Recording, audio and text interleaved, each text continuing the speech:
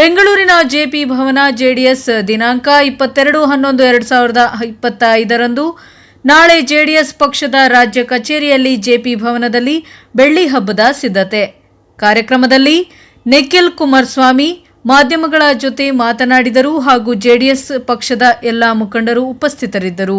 ವರದಿ ವೇದಮೂರ್ತಿ, ಪ್ರಜಾಪವರ್ ಟಿವಿ, ಬೆಂಗಳೂರು. ಇದೇ ತಿಂಗಳು 22ನೇ ತಾರೀಕು 1999ರಲ್ಲಿ ಪಕ್ಷದ ವರಿಷ್ಠರು, ಮಾಜಿ ಪ್ರಧಾನಮಂತ್ರಿಗಳು, ನಮ್ಮೆಲ್ಲರ ಮಾರ್ಗದರ್ಶಕರಾಗಿರ್ತಕ್ಕಂಥ ಸನ್ಮಾನ್ಯ ದೇವೇಗೌಡರು ಸಾಹೇಬರ ಹೋರಾಟದ ಪ್ರತಿಫಲವಾಗಿ ಪಕ್ಷ ಏನು ಸ್ಥಾಪನೆ ಆಯಿತು, ಅಂದಿನಿಂದ ಇಂದಿನವರೆಗೂ ಕೂಡ ಕಳೆದ 25 ವರ್ಷದಿಂದ ಪಕ್ಷದ ಏಳು ಬೀಳುಗಳಲ್ಲಿ ಚುನಾವಣೆಗಳಲ್ಲಿ ಅಧಿಕಾರವನ್ನು ಕಂಡಿದ್ದೇವೆ. ಚುನಾವಣೆಗಳಲ್ಲಿ ಸೋಲನ್ನು ಕೂಡ ನೋಡಿರ್ತಕ್ಕಂಥ ಪಕ್ಷ. ಆದರೆ ಯಾವತ್ತೂ ಕೂಡ ಹಿಗ್ಗದಾಗಲಿ ಕುಗ್ಗದಾಗಲಿ ಎಂದೂ ಕೂಡ ಪಕ್ಷದ ವರಿಷ್ಠರಾಗಲಿ, ಕಾರ್ಯಕರ್ತರುಗಳಾಗಲಿ, ಪಕ್ಷದಲ್ಲಿರ್ತಕ್ಕಂಥ ನಾಯಕರುಗಳಾಗಲಿ ಎಂದೂ ಕೂಡ ಅವ್ರ ಮನಸ್ಸಿಗೆ ತಗೊಂಡಿಲ್ಲ. ಅದರ ಬದಲಾಗಿ ಪಕ್ಷವನ್ನು ಕಟ್ತೇವೆ, ಪಕ್ಷವನ್ನು ಮತ್ತಷ್ಟು ಬಲಪಡಿಸ್ತೇವೆ ಅಂತಕ್ಕಂಥ ಆತ್ಮಸ್ಥೈರ್ಯದೊಂದಿಗೆ ಈಗಾಗಲೇ ಬಹಳಷ್ಟು ಜನ ಹಿರಿಯ ಮುಖಂಡರುಗಳು ತಾವೆಲ್ಲ ನೋಡ್ತಾ ಇದ್ದೀರಿ. ಇತ್ತೀಚೆಗೆ ನೂತನವಾಗಿ ಕೋರ್ ಕಮಿಟಿ ಅಧ್ಯಕ್ಷರಾಗಿ ಆಯ್ಕೆಯಾಗಿರ್ತಕ್ಕಂಥ ಸನ್ಮಾನ್ಯ ಕೃಷ್ಣಾರೆಡ್ಡಿ ಅಣ್ಣವರು ಕೂಡ ನಮ್ಮ ಜೊತೆಯಲ್ಲಿದ್ದಾರೆ. ಮತ್ತೊಬ್ಬರು ಹಿರಿಯಕರು, ಪಕ್ಷದ ಸೆಕ್ರೆಟರಿ ಜನರಲ್ ಆಗಿರ್ತಕ್ಕಂಥ ನಾಡಗೌಡರು ಸಾಹೇಬರು ಕೂಡ ಮಾಜಿ ಮಂತ್ರಿಗಳು ನಮ್ಮ ಜೊತೆಯಲ್ಲಿ ಇವತ್ತಿದ್ದಾರೆ. ಹಾಗಾಗಿ ಎಲ್ಲರೂ ಕೂಡ ಇವತ್ತು ಪಕ್ಷದ ಕಾರ್ಯಕರ್ತರುಗಳಿಗೆ ವಿಶೇಷವಾಗಿ 21 ಮತ್ತು 22 ಅಂದರೆ ಇವತ್ತು 20ನೇ ತಾರೀಕು, ನಾಳೆ ಮತ್ತು ನಾಡಿದ್ದು 2 ದಿನ ಕೂಡ ನಾಳೆ ಒಂದು ಧ್ವಜಾರೋಹಣ ಕಾರ್ಯಕ್ರಮ ಇದೆ. ಅದರಲ್ಲಿ ಪಕ್ಷದ ಫ್ಲ್ಯಾಗನ್ನು ಹಾಯಿಸ್ಟ್ ಮಾಡ್ತಕ್ಕಂಥದ್ದಕ್ಕೆ ಸನ್ಮಾನ್ಯ ದೇವೇಗೌಡರು ಸಾಹೇಬರು ಖುದ್ದಾಗಿ ಬರ್ತಾರೆ. ಕೇಂದ್ರದ ಸಚಿವರು ಮಾನ್ಯ ಕುಮಾರಣ್ಣ ಅವರು ಇರ್ತಾರೆ. ಮತ್ತು ದೇಶದಾದ್ಯಂತ ಹಲವಾರು ಸ್ಟೇಟ್ಗಳಲ್ಲಿ, ರಾಜ್ಯಗಳಲ್ಲಿ ಇರ್ತಕ್ಕಂಥ ರಾಜ್ಯಾಧ್ಯಕ್ಷರುಗಳು ಕೂಡ ಬರ್ತಾರೆ. ಜೊತೆಯಲ್ಲಿ ಅದರ ಫಾಲೋ ಅಪ್ಪು ನ್ಯಾಷನಲ್ ಎಕ್ಸಿಕ್ಯೂಟಿವ್ ಇರ್ಬೋದು, ನ್ಯಾಷನಲ್ ಕೌನ್ಸಿಲ್ ಮೀಟಿಂಗ್ಗಳು ಕೂಡ ನಡೆಯುತ್ತೆ.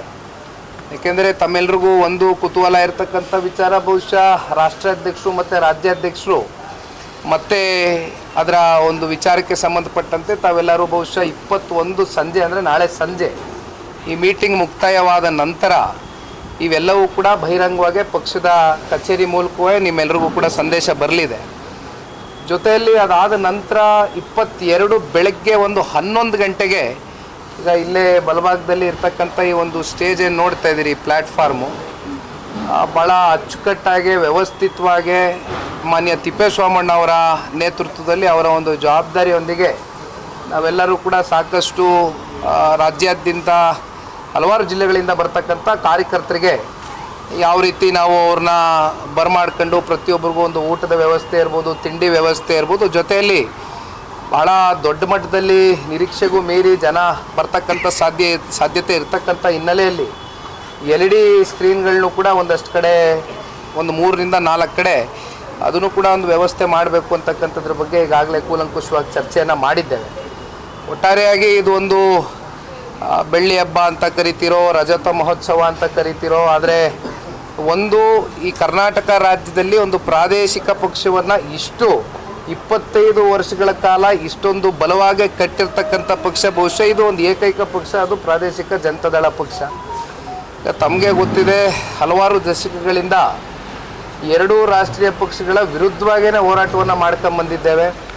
ಅಧಿಕಾರ ಇದ್ದಂಥ ಅವಧಿ ಭಾಳ ಕಮ್ಮಿ, ಆದರೆ ಅಧಿಕಾರದಲ್ಲಿದ್ದಾಗ ಏನೇನು ಸಾಧನೆಗಳು, ಏನೇನು ಅದರಲ್ಲೂ ಸನ್ಮಾನ್ಯ ದೇವೇಗೌಡರು ಸಾಹೇಬರ ಕಾಲ್ಗಡದಿಂದ ನಾವು ಚರ್ಚೆ ಮಾಡ್ತಕ್ಕಂಥದ್ದಾದರೆ ಎಕ್ಸಿಬಿಷನ್ನ ಇವತ್ತು ಅನಾವರಣಗೊಳಿಸ್ತಕ್ಕಂಥದ್ದು ನಾಳೆ ಆಗ್ತದೆ.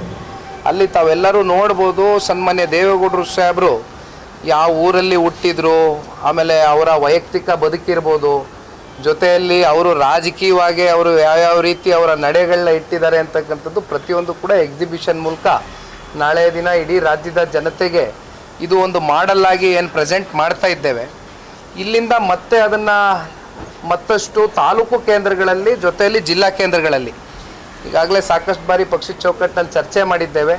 ಇದೇ ಎಕ್ಸಿಬಿಷನ್ನ ವಾಪಸ್ಸು ಒಂದಷ್ಟು ಕಲ್ಯಾಣ ಮಂಟಪದಲ್ಲಿ ಅವೆಲ್ಲವೂ ಕೂಡ ಒಂದು 5,000 to 10,000 ಜನ ಸೇರ್ತಕ್ಕಂಥ ಅವಕಾಶ ಇರ್ತಕ್ಕಂಥ ಜಾಗಗಳಲ್ಲಿ ಪ್ರತಿ ತಾಲೂಕು ಕೇಂದ್ರಗಳಲ್ಲೂ ಕೂಡ ಇದನ್ನು ವರ್ಷ ಇಡೀ ಆಚರಣೆ ಮಾಡಬೇಕು ಅಂತಕ್ಕಂಥದ್ದು ಪಕ್ಷದ ಚೌಕಟ್ಟಿನಲ್ಲಿ ತೀರ್ಮಾನ ಆಗಿದೆ. ಪಕ್ಷದ ವರಿಷ್ಠರು ಕೂಡ ಆದೇಶವನ್ನು ಹೊರಡಿಸಿದ್ದಾರೆ. ಸರ್, ಹಾಸನದಿಂದಲೇ ಜಿಲ್ಲಾ ಪ್ರವಾಸಕ್ಕೆ ಆರಂಭ ಆಗುತ್ತೆ ಅಂತ ಕೇಳ್ಬೋದು.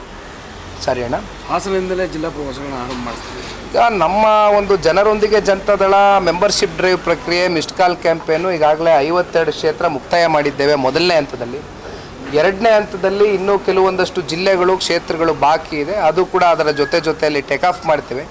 ಒಟ್ಟಾರೆಯಾಗಿ ಈಗ ಕೃಷ್ಣಣ್ಣ ಅವರು ಕೂಡ ಜೊತೆಯಲ್ಲಿರ್ತಕ್ಕಂಥದ್ದು ಬಹುಶಃ ಅವರು ಭಾಳ ಉತ್ಸಾಹಕತೆಯಿಂದ ಈಗಾಗಲೇ ಇಲ್ಲಿ ಅವ್ರ ಕಚೇರಿನೂ ಕೂಡ ಸೆಟಪ್ ಮಾಡ್ಕೊಂಡಿದ್ದಾರೆ. ಸೊ ಹಾಗಾಗಿ ನಾವು ಅವರು ಮತ್ತು ಹಿರಿಯಕರು ನಾಡಗೌಡರು ಸಾಹೇಬರು ಎಲ್ಲರೂ ಸೇರಿ ಈ ರಾಜ್ಯ ಪ್ರವಾಸ ಮಾಡ್ತಕ್ಕಂಥದ್ರ ಜೊತೆಯಲ್ಲಿ ಪಕ್ಷ ಸಂಘಟನೆ ಇನ್ನೂ ಹೆಚ್ಚಾಗಿ ಬಲವಾಗಿ ಮಾಡ್ತೇವೆ. ಸರ್, ಈಗ ಬೆಂಗಳೂರಿನಲ್ಲಿ ಹಾಡೋಗಲೇ ದೊರಡೆ ಆಗಿದೆ. ಸೊ 7 ಕೋಟಿಯಷ್ಟು ದುಡ್ಡು ಹೋಗಿದೆ. ಕಾನೂನು ಸುವ್ಯವಸ್ಥೆ ಬಗ್ಗೆ ಚರ್ಚೆ ಆಗ್ತಿದೆ. ಬಹುಶಃ ಕಳೆದ 2-2.5 ವರ್ಷದಿಂದ ನಾವು ನೋಡ್ತಾ ಇರ್ಬೋದು ಕಾನೂನು ಸುವ್ಯವಸ್ಥೆ ಇವತ್ತು ಯಾವ ಮಟ್ಟಕ್ಕೆ ಹೋಗಿ ತಲುಪಿದೆ ಅಂತಕ್ಕಂಥದ್ದು ಇವತ್ತು ಸಾಮಾನ್ಯ ಜನರಲ್ಲಿ ಒಂದು ಆತಂಕ ಶುರು ಆಗಿದೆ. ಸಾಮಾನ್ಯ ಜನರಿಗೆ ಇವತ್ತು ರಕ್ಷಣೆ ಇಲ್ಲದೆ ಇದ್ದಂತಾಗಿದೆ. ಆದರೆ ಸಾಕಷ್ಟು ಪ್ರಕರಣಗಳು ಪ್ರತಿನಿತ್ಯ ನೋಡ್ತೀರಿ. ಆದರೆ ಮಾನ್ಯ ಗೃಹ ಸಚಿವರು ಭಾಳ ಹಿರಿಯರಿದ್ದಾರೆ, ಅನುಭವಿಗಳಿದ್ದಾರೆ. ಆದರೆ ಅವ್ರಿಗೆ ನೀವು ಯಾವಾಗ ಹೋಗಿ ಮೈಕ್ ಹಿಡ್ದು ಯಾವುದೇ ಒಂದು ಪ್ರಶ್ನೆ ಈ ರೀತಿ ಎಡವಟ್ಟುಗಳಾದಂಥ ಸಂದರ್ಭದಲ್ಲಿ ಅವ್ರ ಬಾಯಲ್ಲಿ ಬರ್ತಕ್ಕಂಥದ್ದು ಒಂದೇ ಪದ, ನನಗೆ ಗೊತ್ತಿಲ್ಲ ಅಂತಾರೆ. ಹಾಗಾಗಿ ಇದು ಒಂದು ರೀತಿ ಗೊತ್ತಿಲ್ಲದೆ ಇರೋ ದಿಕ್ಕು ದೆಸೆ ಗೊತ್ತಿಲ್ಲದೆ ಇರೋವಂಥ ಒಂದು ಸರ್ಕಾರ ಆಗೋಗಿದೆ ಇವತ್ತು. ನಮ್ಮ ರಾಜ್ಯದ ಜನತೆ ನಿಜಕ್ಕೂ ಕೂಡ ಆತಂಕ ಪಡ್ತಕ್ಕಂಥ ವಿಚಾರವೇ ಇದು. ಆದರೆ ನೋಡೋಣ, ಈಗ ಗೊತ್ತಿಲ್ಲ ಅಂತಕ್ಕಂಥ ಹೇಳುವಂಥ ಸಚಿವರು ಇದಕ್ಕೇನು ಉತ್ತರ ಕೊಡ್ತಾರೆ ಕಾದು ನೋಡೋಣ. ಸರ್, ಬೆಂಗಳೂರು ಸೇಫ್ ಸಿಟಿ ಅಂತಾರೆ, ಇಂಥ ಕಡೆನೇ ಈ ರೀತಿ ದೊಡ್ಡ ಮಟ್ಟದಲ್ಲಿ ದರೋಡೆ ಆಗುತ್ತೆ ಅಂದರೆ ಹಾಡೋಗಲೇ ಈ ರೀತಿ ಆಗಿದೆ. ಈಗ ಯಾವಾಗ ಅಡ್ಮಿನಿಸ್ಟ್ರೇಷನ್ ಲ್ಯಾಪ್ಸಸ್ ಇರುತ್ತೆ, ಯಾವಾಗ ಗವರ್ನೆನ್ಸಲ್ಲಿ ಜೊತೆಯಲ್ಲಿ ಇವಾಗ ಲಾ ಆ್ಯಂಡ್ ಆರ್ಡ್ರು ಈ ರೀತಿ ರೌಡಿಗಳಿಗೆ, ಈ ರೀತಿ ದರೋಡೆ ಮಾಡೋರಿಗೆ, ಕಳ್ತನ ಮಾಡೋರಿಗೆ ಇವ್ರು ಎಲ್ರಿಗೂ ನೀವು ಪಾಠ ಕಲಿಸೋದಿಲ್ಲ, ಅಲ್ಲಿವರೆಗೂ ಕೂಡ ಒಂದು ರೀತಿ ಇದನ್ನು ಅವರು ಮೋಟಿವೇಶನ್ ಆಗಿ ತಗೊಂಡು ಇದೇ ರೀತಿ ಸಾಕಷ್ಟು ಪ್ರಕರಣಗಳು ನಡೀತಕ್ಕಂಥ ಒಂದು ಸಾಧ್ಯತೆ ಇದೆ. ಆದರೆ ಇದಕ್ಕೆ ಕಡಿವಾಣ ಆಗ್ತಕ್ಕಂಥ ಕೆಲಸ ರಾಜ್ಯ ಸರ್ಕಾರ ಮಾಡಬೇಕು. ಅದರಲ್ಲೂ ಗೃಹ ಸಚಿವರು ಇದ್ರ ಬಗ್ಗೆ ಈ ವಿಷಯವನ್ನು ಗಂಭೀರವಾಗಿ ಪರಿಗಣನೆಗೆ ತಗೊಂಡು ಇದಕ್ಕೇನು ಉತ್ತರ ಕೊಡ್ತಾರೆ, ಯಾಕಾಗಿದೆ, ಹೇಗಾಗಿದೆ, ಇದ್ರ ಯಾವ ರೀತಿ ತನಿಖೆ ಮೂಲಕ ಇದನ್ನು ಯಾವ ರೀತಿ ರಾಜ್ಯದ ಜನತೆ ಮುಂದೆ ಇದನ್ನು ಬಯಲಿಗೆಳಿತಾರೆ, ಜೊತೆಯಲ್ಲಿ ಮುಂದೆ ಈ ರೀತಿ ಘಟನೆಗಳಾಗದೇ ಇರತಕ್ಕಂಥದ್ದಕ್ಕೆ ಮುನ್ನೆಚ್ಚರಿಕೆ ಕ್ರಮಗಳನ್ನ ಯಾವ ರೀತಿ ವಹಿಸ್ತಾರೆ ಅಂತಕ್ಕಂಥದ್ದು ಇವತ್ತು ಈ ರಾಜ್ಯ ಸರ್ಕಾರ ಉತ್ತರ ಕೊಡಬೇಕು. ಸರ್, ಇವತ್ತು ಸರ್ಕಾರಕ್ಕೆ 2.5 ವರ್ಷ ಪೂರೈಸಿದೆ, ನುಡಿದಂತೆ ನಡೆದಿದ್ದೇವೆ ಅಂತ ಹೇಳ್ತಿದ್ದಾರೆ, ಜಾಹೀರಾತುಗಳನ್ನು ಕೊಟ್ಟಿದ್ದಾರೆ. ನೋಡಿ, ಇವತ್ತು ಈ ಕಾಂಗ್ರೆಸ್ನ ಸರ್ಕಾರ ಕೇವಲ ಜಾಹೀರಾತುಗಳಿಗೆ ಸೀಮಿತವಾಗಿರ್ತಕ್ಕಂಥ ಸರ್ಕಾರ. ಏಕೆಂದರೆ ಜಾಹೀರಾತುಗಳು ಇವತ್ತೇನು ಇಷ್ಟಿಷ್ಟು ದೊಡ್ಡ ಪುಟಗಳು, 1 ಪೇಜು 2 ಪೇಜು ಇವತ್ತೇನು ಕೊಡ್ತಾ ಹೋಗ್ತಾ ಇದ್ದಾರೆ. ಅಂತಿಮವಾಗಿ ಇದು ಯಾರ ದುಡ್ಡು? ಈ ರಾಜ್ಯದ 7.5 ಕೋಟಿ ಕನ್ನಡಿಗರು ಟ್ಯಾಕ್ಸ್ ಪೇಯರ್ಸ್ನ ಮನಿ ಇವತ್ತು ಸ್ವೇಚ್ಛಾಚಾರವಾಗಿ ಬಳಕೆ ಆಗ್ತಾ ಇದೆ. ಸುಮ್ಮನೆ ನಾವು 2.5 ವರ್ಷ ಕಂಪ್ಲೀಟ್ ಮಾಡಿದ್ದೀವಿ, ನಾವು ನುಡಿದಂತೆ ನಡೆದಿದ್ದೇವೆ ಅಂತಕ್ಕಂಥದ್ದು ನೀವು ಬಾಯಲ್ಲಿ ಹೇಳ್ತಕ್ಕಂಥದ್ದು ಬೇಡ. ಬಟ್ ಥ್ರೂ ಯುವರ್ ಆ್ಯಕ್ಷನ್ಸ್ ನೀವು ಇದನ್ನು ಪ್ರೂವ್ ಮಾಡಬೇಕಾಗ್ತದೆ. ನೀವು ಥ್ರೂ ಯುವರ್ ಆ್ಯಕ್ಷನ್ಸ್ ಇದನ್ನು ಪ್ರೂವ್ ಮಾಡಲಿಕ್ಕಾಗಿದೆಯಾ? ಎಷ್ಟೆಷ್ಟು ಲೋಪದೋಷಗಳು, ಎಷ್ಟೆಷ್ಟು ವೈಫಲ್ಯತೆಗಳು, ಭ್ರಷ್ಟಾಚಾರದ ನೆನ್ನೆ ವಿಚಾರ ಕೂಡ ನಾನು ಮಾತನಾಡಿದ್ದೇನೆ. ಬಹುಶಃ ಮುಂದೆ ಆ ಪ್ರಶ್ನೆ ಕೇಳ್ತೀರಾ ಅಂತಲೂ ಅಂದ್ಕೊಂಡಿದ್ದೀನಿ ನಾನು. ಇವೆಲ್ಲದಕ್ಕೂ ಫಸ್ಟು ಸರ್ಕಾರ ಉತ್ತರ ಕೊಡಬೇಕಾಗ್ತದೆ. ತನ್ನ ಬೆನ್ನನ್ನು ತಾನು ತಟ್ಕೊಳ್ತಕ್ಕಂಥದ್ದಲ್ಲ.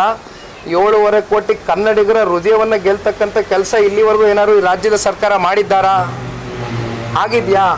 ಅವ್ರ ಆತ್ಮಸಾಕ್ಷಿಗೆ ಅವ್ರು ಪ್ರಶ್ನೆ ಮಾಡ್ಕೊಳ್ಬೇಕು. ಇವತ್ತು ಸುಮ್ಮನೆ ಜಾಹೀರಾತುಗಳು ಕೊಡೋದ್ರಿಂದ ಅವ್ರಿಗೊಂದು ಪ್ರಚಾರ ಸಿಗ್ಬೋದು ಅಷ್ಟೇ, ಒಂದು ದಿನದ ಪ್ರಚಾರ, ಅವ್ರಿಗೆ ಸಮಾಧಾನ ಆಗ್ಬೋದಷ್ಟೇ. ಆದರೆ ಇವತ್ತು ರಾಜ್ಯದ ಜನತೆಗೆ ಈ ಸರ್ಕಾರದ ಮೇಲೆ ಸಮಾಧಾನ ಇದೆಯಾ? ನೆಮ್ಮದಿಯಾಗಿದ್ದಾರಾ ಬಡವರು? ಉದ್ಯೋಗಗಳು ಸಿಕ್ಕಿದೆಯಾ ಯುವಕರಿಗೆ? ಇವೆಲ್ಲದರ ಬಗ್ಗೆ ಇವತ್ತು ರಾಜ್ಯ ಸರ್ಕಾರ ಕೂಲಂಕುಷವಾಗಿ ಚರ್ಚೆ ಮಾಡಬೇಕು. ಸರ್, ಒಂದು ಕಡೆ ಜೆಡಿಎಸ್ಗೆ ರಜತ ಮಹೋತ್ಸವ, ಒಂದು ಕಡೆ ಸೆಂಟ್ರಲ್ನಲ್ಲಿ ಇಂಡಿಯಾ ಅಲಯನ್ಸ್ ಗೆದ್ದಿದೆ. 28ಕ್ಕೆ ತಮ್ಮ ಹೋಪ್ ಯಾವ ಥರ ಇದೆ? ಈಗ ಬಿಹಾರದ ಚುನಾವಣೆ ಫಲಿತಾಂಶ NDA ಮಿತ್ರಕೂಟದ ಒಂದು ಶಕ್ತಿ ಪ್ರದರ್ಶನ ಏನಾಗಿದೆ ಅದನ್ನು ಬಿಹಾರದ ಜನತೆ ಇವತ್ತು ಸಂಪೂರ್ಣ ತುಂಬು ಹೃದಯದಿಂದ ಸ್ವಾಗತ ಮಾಡಿದ್ದಾರೆ, ಒಪ್ಕೊಂಡಿದ್ದಾರೆ. ಬಹುಶಃ ಅಂಥ ಒಂದು ಲ್ಯಾಂಡ್ಸ್ಲೈಡ್ ವಿಕ್ಟ್ರಿ ಯಾರೂ ಕೂಡ, ಅಷ್ಟು ದೊಡ್ಡ ಮಟ್ಟದ ಒಂದು ವಿಕ್ಟ್ರಿನ ಯಾರೂ ಕೂಡ ನಿರೀಕ್ಷೆ ಮಾಡಿರಲಿಲ್ಲ. ಆದರೆ ಇವೆಲ್ಲವನ್ನು ನೋಡಿದಾಗ ಕಾಂಗ್ರೆಸ್ನ ಪತನದ ದಿನಗಳು ಬಿಹಾರದ ಚುನಾವಣೆಯ ಫಲಿತಾಂಶದ ಮೂಲಕ ಬಹುಶಃ ನಮ್ಮೆಲ್ಲರಿಗೂ ಕೂಡ ಭಾಳ ಎಳೆಯಾಗಿ ಇವತ್ತು ಬಿಹಾರದ ಜನತೆ ಒಂದು ಸ್ಪಷ್ಟವಾದಂಥ ಒಂದು ಸಂದೇಶ ಕೊಟ್ಟಿದ್ದಾರೆ. ಬಹುಶಃ ಈ ಸಂದೇಶ ಇವತ್ತು ಕಾಂಗ್ರೆಸ್ನ ಹಲವಾರು ದೊಡ್ಡ ದೊಡ್ಡ ನಾಯಕರುಗಳಿಗೆ ಬಹುಶಃ ನಿದ್ದೆಗೆಡಿಸಿರ್ಬೋದು. ಮುಂದೆ ಬರ್ತಕ್ಕಂಥ 28ರ ಕರ್ನಾಟಕದ ಚುನಾವಣೆ ಇವತ್ತು ಕಾಂಗ್ರೆಸ್ನ ಪರಿಸ್ಥಿತಿ ಎಲ್ಲಿಗೆ ಹೋಗಿ ನಿಲ್ಲುತ್ತೆ ಅಂತಕ್ಕಂಥದ್ದು ಬಹುಶಃ ಅವರಲ್ಲಿ ಈಗಾಗಲೇ ಆತಂಕ ಕಾಡ್ತಾ ಇರ್ಬೋದು. ಯಾಕೆಂದರೆ ಪಾಪ ಜನತಾದಳದ ಪಕ್ಷದ ಮೇಲೆ ಯಾವುದೋ ಒಂದೆರಡು ಮಾತುಗಳನ್ನ ವಿಧಾನಸಭೆಯ ಮಂಡಲದಲ್ಲೂ ಕೂಡ ಮಾತನಾಡಿದರು. ಪಾಪ ಹೇಳಿದರು ಅದೆಂಥದ್ದು 18 ಇದೆ 17 ಇದೆ ಇನ್ನು ಸಿಂಗಲ್ ಡಿಜಿಟಿಗೆ ಬಂದು ನಿಲ್ಲುತ್ತೆ ಅಂತ. ಆದರೆ ಇವತ್ತು ಸಿಂಗಲ್ ಡಿಜಿಟಿಗೆ ಯಾರು ಬಂದು ನಿಂತಿದ್ದಾರೆ? ಒಂದು ಕೆಲಸ ಮಾಡೋದು ಒಳ್ಳೆಯದು. ಇವರು ರಾಷ್ಟ್ರೀಯ ಪಕ್ಷ ಅಂತ ಇವತ್ತೇನು ಪಾಪ ಬ್ರ್ಯಾಂಡ್ ಇಟ್ಕೊಂಡಿದಾರಲ್ಲ, ಆ ಬೋರ್ಡ್ ಚೇಂಜ್ ಮಾಡೋದು ಒಳ್ಳೇದು ಮುಂದಕ್ಕೆ. It is not going to be a national party anywhere in the future days. ಅದು ಈ ದೇಶದ ಜನ ತೀರ್ಪು ಕೊಟ್ಟಿದ್ದಾರೆ. ಈಗಲಾದರೂ ಎಚ್ಚೆತ್ಕೊಳ್ಬೇಕು ಅವರು. ಈ ರೀತಿ ಇನ್ನೊಂದು ಪಕ್ಷದ ಮೇಲೆ ಲಘುವಾಗಿ ಮಾತನಾಡ್ತಕ್ಕಂಥದ್ದು, ಇನ್ನೊಂದು ಪಕ್ಷನ ಒಂದು ರೀತಿ ಅವಹೇಳನಕಾರಿಯಾಗಿ ಚರ್ಚೆ ಮಾಡ್ತಕ್ಕಂಥ ಗುಣಗಳನ್ನ ಸ್ವಲ್ಪ ಕಮ್ಮಿ ಮಾಡ್ಕೊಂಡು ತಗ್ಗಿ ಬಗ್ಗಿ ರಾಜ್ಯದ ಜನತೆ ಅವಕಾಶ ಕೊಟ್ಟಾಗ single largest party sir 136 ಸೀಟ್ಗಳು.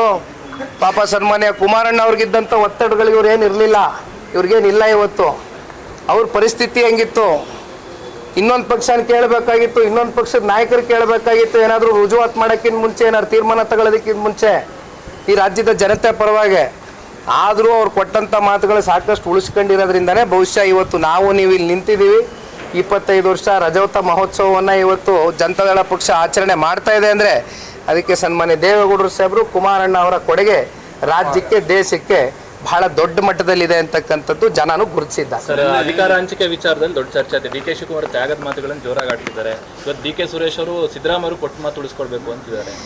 Sir, this is none of our concern R none of our business. ಅವರ ಪಕ್ಷದ ವಿಚಾರ, ಅವರ ಕುರ್ಚಿಯ ವಿಚಾರ, ಯಾರು ಮುಖ್ಯಮಂತ್ರಿಗಳಾಗ್ತಾರೋ, ಯಾರು ಉಪಮುಖ್ಯಮಂತ್ರಿಗಳಾಗ್ತಾರೋ, ಅಥವಾ ಮತ್ತೆ ಇನ್ಯಾರು ಅವರ ಪಕ್ಷದಲ್ಲಿ ರಾಜ್ಯಾಧ್ಯಕ್ಷರ ಒಂದು ಪಟ್ಟಕ್ಕೆ ಆಸೆ ಇಟ್ಕೊಂಡಿದ್ದಾರೋ, ಇದು ಅವ್ರಿಗೆ ಬಿಟ್ಟಿರ್ತಕ್ಕಂಥ ವಿಚಾರ. ಆದರೆ ಇದರ ಮಧ್ಯೆ ಬಲಿ ಆಗ್ತಾ ಇರ್ತಕ್ಕಂಥದ್ದು ರಾಜ್ಯದ ಜನತೆ. ಒಂದು ಕಡೆ ಕಾಂಗ್ರೆಸ್ನ ಶಾಸಕರಿಗೆ ಅವ್ರಿಗೆ ಎಷ್ಟರ ಮಟ್ಟಕ್ಕೆ ಅನುದಾನ ಸಿಕ್ಕಿದೆ. ನಮ್ಮ ಶಾಸಕರ ಕತೆ ಬಿಟ್ಬಿಡಿ, ಕಾಂಗ್ರೆಸ್ನ ಶಾಸಕರ ಪರಿಸ್ಥಿತಿ ಆಫ್ ದ ರೆಕಾರ್ಡ್. ನೀವು ಕ್ಯಾಮ್ರಾ ಆಫ್ ಮಾಡಿ, ಮೈಕ್ಗಳು ಇಡಬೇಡಿ, ದಯವಿಟ್ಟು ಸೈಡಲ್ಲಿ ಇಡಿ, ಹೋಗಿ ಕೇಳಿ, ಅವ್ರಿಗೆ ಪ್ರಶ್ನೆ ಮಾಡಿ ಎಷ್ಟು ಅನುದಾನ ಕೊಡೋಕ್ಕಾಗಿದೆ. ನಾವು ಮಾಡಿದ ರಸ್ತೆಗಳು ಇನ್ನೂ ಮುಗಿದಿಲ್ಲ. ಹೇಳ ಈಗ ಬೆಳಗಾವಿ ಅಧಿವೇಶನಕ್ಕೆ ಜೆಡಿಎಸ್ ತಯಾರಿ ಮತ್ತು ನೀವು ಶಾಸಕರಿಗೆ ಯಾವ ಒಂದು ಸೂಚನೆಯನ್ನು ಕೊಟ್ಟಿದೆ ಪಕ್ಷದ ವತಿಯಿಂದ?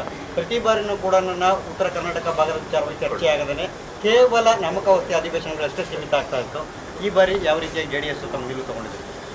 ಈಗ ನಾಳೆ ದಿನ ಸಂಜೆ ಸನ್ಮಾನ್ಯ ಕುಮಾರಣ್ಣವರು ಕೂಡ ಸಮಯ ನಿಗದಿ ಮಾಡಿದ್ದಾರೆ. ನಮ್ಮ ಪಕ್ಷದ ಶಾಸಕಾಂಗ ಪಕ್ಷದ ನಾಯಕರಾಗಿರ್ತಕ್ಕಂಥ ಬಾಬಣ್ಣ ಅವರ ಸಮ್ಮುಖದಲ್ಲೂ ಕೂಡ ಶಾಸಕ ಮಿತ್ರರ ಜೊತೆಯಲ್ಲಿ ಕೂತು ಈ ವಿಂಟರ್ ಸೆಷನ್ ಏನು ನಡೀತಾ ಇದೆ, ಡಿಸೆಂಬರ್ ತಿಂಗಳು 8ನೇ ತಾರೀಕಿಂದ ಏನು ಪ್ರಾರಂಭ ಆಗ್ತಾ ಇದೆ, ಇದಕ್ಕೆ ಸಂಬಂಧಪಟ್ಟಂತೆ ಇವತ್ತು ರಾಜ್ಯದ ಸರ್ಕಾರದ ವೈಫಲ್ಯತೆಗಳು, ಹಲವಾರು ವಿಚಾರಗಳು ಏನಿದೆ, ಇವೆಲ್ಲವೂ ಕೂಡ ಏನು ಚರ್ಚೆ ಮಾಡಬೇಕು, ಯಾವ್ಯಾವ ರೀತಿ ಇವತ್ತು ಸರ್ಕಾರದ ವೈಫಲ್ಯತೆಗಳನ್ನ ಎತ್ತಿಡಿತಕ್ಕಂಥ ಕೆಲಸ ಮಾಡಬೇಕು, ಇವೆಲ್ಲವೂ ಕೂಡ ಚರ್ಚೆ ಆಗ್ತದೆ ನಾಳೆ. ನಿನ್ನೆ ಕಸದ ಯಂತ್ರಗಳ ಬಗ್ಗೆ ಒಂದಷ್ಟು ಅಲಿಗೇಷನ್ ಮಾಡಿದ್ದಾರೆ. ಅಂಥದ್ದೇನಾದರೂ ಇದ್ರೆ ನಿಖಿಲ್ ಕುಮಾರಸ್ವಾಮಿ ಹೋಗಿ ಲೋಕಾಯುಕ್ತಕ್ಕೆ ದೂರು ಕೊಡಲಿ ಅಂತ ಹೇಳಿದ್ದಾರೆ ಡಿ ಕೆ ಶಿವಕುಮಾರ್. ಸರ್, ನಾನು ಒಂದು ಮಾತನ್ನ ಹೇಳ್ತೇನೆ. ಆ್ಯಸ್ ಎ ಕಾಮನ್ ಮ್ಯಾನು ನಿನ್ನೆ ನಾನು ಪ್ರಶ್ನೆ ಮಾಡಿರೋವಂಥದ್ದು, ನಾನು ಜನತಾದಳ ಪಕ್ಷದ ಕಾರ್ಯಕರ್ತ ಅಂತಕ್ಕಂಥದ್ದು ಸ್ವಲ್ಪ ಬದಿಗೆ ಇಟ್ಬಿಡೋಣ. ಕಾಮನ್ ಸೆನ್ಸ್ ಇರ್ತಕ್ಕಂಥ ಮನುಷ್ಯರು ಯಾವ ರೀತಿ ಪ್ರತಿಕ್ರಿಯೆ ಕೊಡಬೇಕು ಇದಕ್ಕೆ ಅಂತಕ್ಕಂಥದ್ದನ್ನ ಒಮ್ಮೆ ಅವರು ಆಲೋಚನೆ ಮಾಡಬೇಕಾಗ್ತದೆ. ಯಾಕೆಂದರೆ ನೀವು ಹೇಳಿದ್ರಲ್ಲ ಹೆಸರು, ಅವ್ರಿಗೆಲ್ಲ ನಾನು ಪ್ರಶ್ನೆ ಮಾಡ್ತಾ ಇರೋದು, ಆ ಕೂತಿದಾರಲ್ಲ ಹುದ್ದೆ, ಬೆಂಗಳೂರಿನ ಇನ್ಚಾರ್ಜ್ ಮಿನಿಸ್ಟರ್ ಯಾರಿದಾರಲ್ಲ, ಬೆಂಗಳೂರಿನ ಉಸ್ತುವಾರಿ ಮಂತ್ರಿಗಳು, ಉಪಮುಖ್ಯಮಂತ್ರಿಗಳು, ಅವರು ತಗೊಂಡಿರ್ತಕ್ಕಂಥ ಒಂದು ನಿರ್ಣಯ ಏನಿದೆ, ಆ ನಿರ್ಣಯಕ್ಕೆ ಸಂಬಂಧಪಟ್ಟಂತೆ ನಾವು ಒಂದು ಅಧ್ಯಯನವನ್ನು ಮಾಡಿ, ರಿಸರ್ಚನ್ನು ಮಾಡಿ, ಈ ಹಿಂದೆ ನಾನಲ್ಲ, ಹುಬ್ಳಿ ಧಾರವಾಡನಲ್ಲಿ ನೆನ್ನೆನೇ ಹೇಳಿದ್ದೀನಿ ಪ್ರೆಸ್ ಮೀಟಲ್ಲಿ, ಏನಿದು ಕಸ ಗುಡಿಸುವ ಯಂತ್ರ ಇದೆಯಲ್ಲ ನಮಗೆ, ಸ್ವೀಪಿಂಗ್ ಮಿಷಿನ್ಸ್ ಅಂತ ನಾವೇನು ಕರಿತೀವಿ, ಅದನ್ನು 1,45,00,000ಕ್ಕೆ 2 ಮಿಷಿನ್ನು ಇದೇ ಹುಬ್ಳಿ ಧಾರವಾಡಲ್ಲಿ ಖರೀದಿ ಮಾಡಿರ್ತಕ್ಕಂಥದ್ದು ಇದೇ ಸರ್ಕಾರವೇ. ಭಾಳ ಏನು ದೂರ ಹಿಂದೆ ಹೋಗಬೇಡಿ. BBMPನಲ್ಲಿ ಇವತ್ತು 17 ಮಿಷಿನ್ 23 ಕೋಟಿಗೆ ಖರೀದಿ ಮಾಡಿರೋರು ಯಾರು? ಸರ್ಕಾರನೇ ಅಲ್ವಾ? ಅಂದರೆ 1,35,00,000 ಆಯಿತು ಮಿಷಿನ್ರಿ ಕಾಸ್ಟು. ಇವಾಗ 613 ಕೋಟಿ ರೂಪಾಯಿ ನೀವು ರೆಂಟಲ್ ಫಾರ್ಮ್ಯಾಟ್ನ ಅಪ್ಲೈ ಮಾಡಿ 7 ವರ್ಷಕ್ಕೆ ನೀವು ಅದನ್ನು ಮುಂದುವರಿಸ್ತೀರಾ ಅಂದರೆ ವರ್ಷಕ್ಕೆ 1,90,00,000 ಆಯಿತು. ನಾನು ಅದಕ್ಕೆ ನೆನ್ನೆ ಹೇಳಿದ್ದೀನಿ, one of the best highest specification ಮಾಡಲಿರುವಂಥ ಮಿಷಿನ್ ಯಾವುದು ಬೇಡ ಸರ್, ಜೆಮ್ ಫಾರ್ಮ್ಯಾಟ್ಗೆ ಹೋಗ್ಬಿಡೋಣ ಸರ್, ಜೆಮ್ ಪೋರ್ಟಲ್ಗೆ ಹೋಗೋಣ. ಜೆಮ್ ಪೋರ್ಟಲಲ್ಲಿ ಓಪನ್ ಮಾಡ್ತೀವಿ, ಯಾರು ಬೇಡ, ಈ ರಾಜ್ಯದ ಜನ ಚೆಕ್ ಮಾಡ್ಕೊಳ್ಳಿ. 2,05,00,000 ರೂಪಾಯಿ ತೋರಿಸ್ತಾ ಇದೆ ಅದರ ವ್ಯಾಲ್ಯೂ. ಬೇಡ, ನಾವು 3 ಕೋಟಿ ಇಟ್ಕೊಳ್ಳೋಣ. 46 ಮಿಷಿನ್ ಬೇಕು ಅಂತಾರೆ, 138 ಕೋಟಿ ಆಗುತ್ತೆ 46 ಮಿಷಿನ್ಗೆ. ಯಾಕೆ 613 ಕೋಟಿ ರೂಪಾಯಿ ಯಾಕೆ ಸ್ವೇಚ್ಛಾಚಾರವಾಗಿ ಎಕ್ಸ್ಪೆಂಡಿಚರ್ ಮಾಡ್ತಾ ಇದ್ದೀರಿ? 13,33,00,000 ಅದ್ರ ಕಾಸ್ಟ್ ಆಗುತ್ತೆ 7 ವರ್ಷಕ್ಕೆ. ವರ್ಷಕ್ಕೆ 1,90,00,000 ಆಗುತ್ತೆ. ಇದಕ್ಕೆ ಉತ್ತರ ಕೊಡ್ಬೇಕೇನು? ಲೋಕಾಯುಕ್ತಾಗ ಯಾಕೆ ಹೋಗ್ಬೇಕ್ರಿ ಇದಕ್ಕೆ? ಅವ್ರಿಗೆ ಪರಿಜ್ಞಾನ ಇಲ್ವಾ? ಬೆಂಗಳೂರಿನ ಉಸ್ತುವಾರಿ ಮಂತ್ರಿಗಳಿಗೆ ಈಗ ಅವರು ಪಾಪ ದೊಡ್ಡ ದೊಡ್ಡ ಕಂಪ್ನಿ ಮಾಲೀಕರಿದ್ದಾರೆ, ಅವರು ಒಂದು CEO ಒಂದು CFO ಆಗಿ ಯಾವ ರೀತಿ ಯೋಚನೆ ಮಾಡ್ತಾರೆ? ಈಗ ಅವ್ರ ಕಂಪ್ನಿಗೆ ಒಂದು ವ್ಯಾಲ್ಯೂ ಎಡಿಷನ್ ಆಗುತ್ತಲ್ಲ, ಸರ್ಕಾರಕ್ಕೆ ಒಂದು ವ್ಯಾಲ್ಯೂ ಎಡಿಷನ್ ಆಗುತ್ತಲ್ಲ, ಒಂದು ಅಸೆಟ್ ಆಗುತ್ತಲ್ಲ. ಆಯ್ತಪ್ಪ, ಇವಾಗ ಆಪ್ರೇಷನ್ ಎಕ್ಸ್ಪೆಂಡಿಚರು ನಾನು ಹೇಳಿದ್ದೀನಿ, 26 ಲಕ್ಷ ಕೊಟ್ಟಿದ್ದೀನಿ ನಿಮ್ಮ ಕಣ್ಣು ಮುಂದೆ. 5-10% ವೇರಿಯೇಷನ್ ಇರ್ಬೋದು. ಈಗ ಕ್ಯಾಪಿಟಲ್ ಎಕ್ಸ್ಪೆಂಡಿಚರ್ ಬಗ್ಗೆನೂ ನೆನ್ನೆ ಹೇಳಿದ್ದೀನಿ, ವರ್ಷಕ್ಕೆ 30 ಲಕ್ಷ ರೂಪಾಯಿ ಕಳೆದುಬಿಡಿ, 10 ವರ್ಷಕ್ಕೆ ಮಿಷಿನ್ ಫ್ರೀ ಅನ್ಕೊಳ್ಳಿ. ಆಯಿತು, ಕೆಟ್ಟ ಹೋಯ್ತು ಅನ್ಕೊಳ್ಳಿ ಮಿಷಿನು. ಈಗ 26 ಮಿಷಿನು BBMP ಯಾರ್ಡ್ಗಳಲ್ಲಿ ಬಿಸಾಕಿದಾರಲ್ಲ, ಅದಕ್ಕೆ 4-5 ಕೋಟಿ ರೂಪಾಯಲ್ಲಿ ಅದೇ ತಯಾರಿ ಆಗುತ್ತೆ ಅಂದ್ಬಿಟ್ಟು BBMP ಅಫಿಷಿಯಲ್ಸ್ ಹೇಳಿದಾರಲ್ಲ ಸರ್. ಯಾಕೆ ಸರ್ ಮಾಡ್ತಾ ಇಲ್ಲ 4-5 ಕೋಟಿ ರೂಪಾಯಿ ಖರ್ಚು ಮಾಡಿ? ಇದಕ್ಕೆ ಯಾಕೆ ಸರ್ 613 ಕೋಟಿ ರೂಪಾಯಿ? ಯಾರು ದುಡ್ಡು ಸರ್ ಇದು? ಸರ್, ಇದಕ್ಕೆ ಇಡೀ ಕ್ಯಾಬಿನೆಟ್ ಒಪ್ಪಿಗೆ ಕೊಟ್ಟಿರ್ತಕ್ಕಂಥದ್ದು. ಕ್ಯಾಬಿನೆಟಲ್ಲಿ 5 ಕೋಟಿಗಿಂತ ಎಷ್ಟೇ 5 ಕೋಟಿ ಒಳಗಡೆ ಇದ್ರೆ ಕ್ಯಾಬಿನೆಟ್ ಅಪ್ರೂವಲ್ ಬೇಡ, ನನಗೂ ಗೊತ್ತು ನಿಮಗೂ ಗೊತ್ತು. Above 5 crores ಹೋಗ್ಲೇಬೇಕಲ್ಲ ಕ್ಯಾಬಿನೆಟ್ಗೆ. ಇಡೀ ಸಚಿವರು ಎಲ್ಲರೂ ಕೂಡ ಒಪ್ಪಿಗೆ ಕೊಟ್ಟಾರೆ, ಮುಖ್ಯಮಂತ್ರಿ ಸಮೇತ. ಯಾವ ಆಧಾರದ ಮೇಲೆ ಕೊಟ್ಟಿದ್ದೀರಿ? BCG ವರದಿ ಕೊಟ್ಟಿದ್ದಾರೆ, ಬಾಸ್ಟನ್ ಕಂಪ್ನಿ ವರದಿ ಕೊಟ್ಟಿದ್ದಾರೆ, ತಿರಸ್ಕಾರ ಮಾಡಿದ್ದಾರೆ. ಪರ್ಚೇಸ್ ಮಾಡ್ಲಿಕ್ಕೆ ಹೋಗಿ ರೆಂಟಲ್ ಮಾಡ್ಲಿ ಬೇಡ, ವರ್ಕೌಟ್ ಆಗೋದಿಲ್ಲ, ಇದು ಸರ್ಕಾರ ಕ್ಲಾಸ್ ಆಗುತ್ತೆ ಅಂತ BCG ಕಂಪ್ನಿ ವರದಿ ಕೊಟ್ಟ ಮೇಲೂ ಕೂಡ ಯಾವ ಆಧಾರದ ಮೇಲೆ ಮಾಡಿದ್ದೀರಿ ನೀವು? ಓಕೆ.